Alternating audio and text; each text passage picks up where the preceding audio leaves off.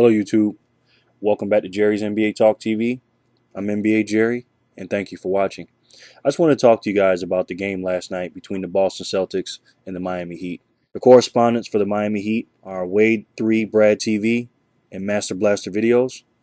Correspondents for the Boston Celtics are Pat Stern 50 and 09 and Nicky Icky 24.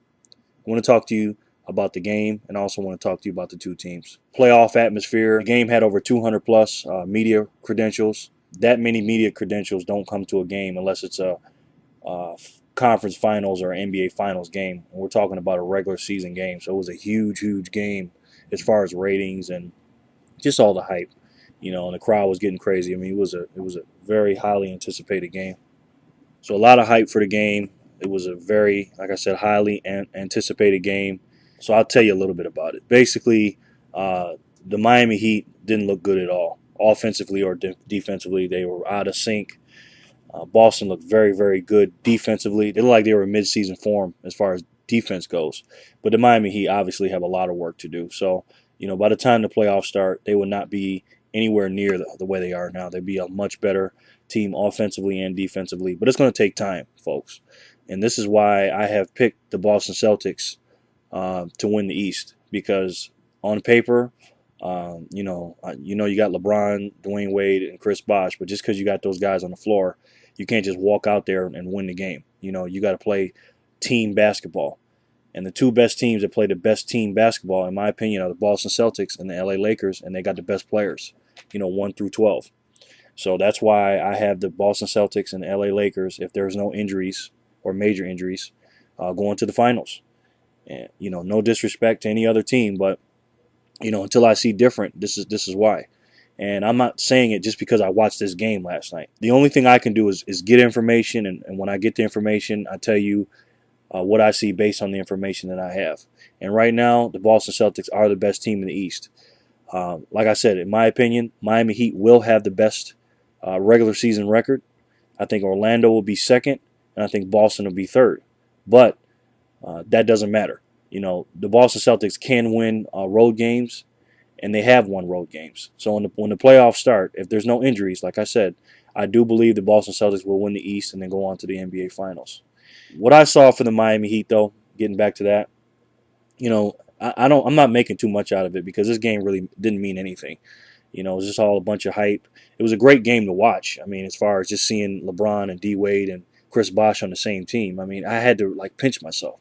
I had to really say, wow, LeBron and Dwayne Wade are on the same team. I said that probably about 25 times last night. And obviously, in my opinion, LeBron James is the best player on the team, slightly over Dwayne Wade. Dwayne Wade is a great player. Obviously, he's out of sync because he's been hurt. But Chris Bosh, great player as well. But here's the weaknesses that I saw in their game. And I'm not basing it off the game I saw last night. I mean, I'm telling you what I saw last night. But as far as overall season, if they don't make any changes, this is what I see what's wrong with the Miami Heat. First of all, they don't have enough bigs inside. They got Jamal McGlure, Big Z, Juwan Howard, Udonis Haslem, Joel Anthony, players like that. But that is not going to be enough to win the East. In the regular season, like I said, they'll be a fun team to watch. They'll win a bunch of games. The bottom line is, they're not going to be able to beat the Boston Celtics with this roster. And this is the risk you took when you assembled this team, because you put 3 top guys on one team, with high salaries, and now you're going to ask a bunch of players to come in and sign minimum contracts. So without bigs, without a good defensive strategy as far as inside presence and rebounding, you can't win like that. I don't care if you're playing on the moon. And Miami Heat will be the funnest team to watch, but at the end of the day, they do not have enough big men inside, and their bench is too weak. LeBron James, in my opinion, is the best player on the planet. I believe that he's the most talented player, but he also has weaknesses, and he's going to have to address those this season. And what he needs to do is, and this is just my opinion, he needs to work on his free throws, and I've been saying this for years since he's been in the NBA.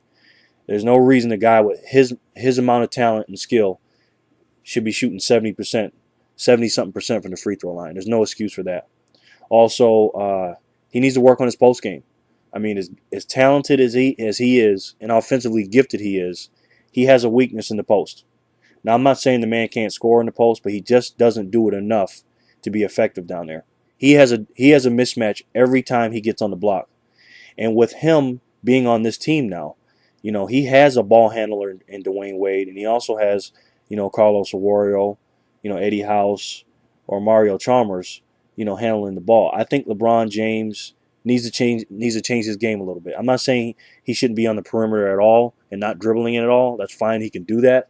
I think he needs to put more pressure on the defense with him being closer to the basket. I really believe that Miami Heat lack of post offense is going to hurt them, and he needs to get down there and be a presence, period. Chris Bosh, everybody's probably saying Chris Bosh is a low post threat too. Well, he is, but he's more of a face-up guy. He's not a back-to-the-basket banger down low. He's very, very slim, and he can post up.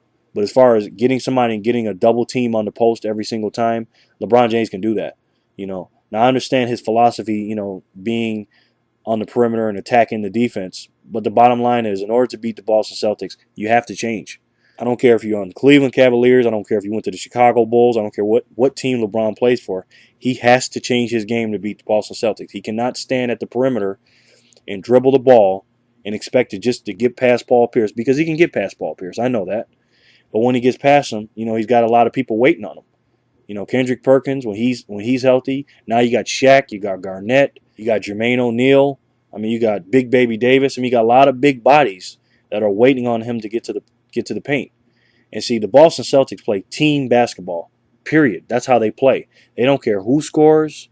They don't care who gets the defensive assignment, as long as the defensive assignment is done. They don't care. They play total team ball, and I don't see that out of the Miami Heat. What I saw last night, and this is not, I'm not basing their season off this, because obviously they have a lot of work to do, and when it comes playoff time, you'll see a totally different team than you'll do in the first game of the season.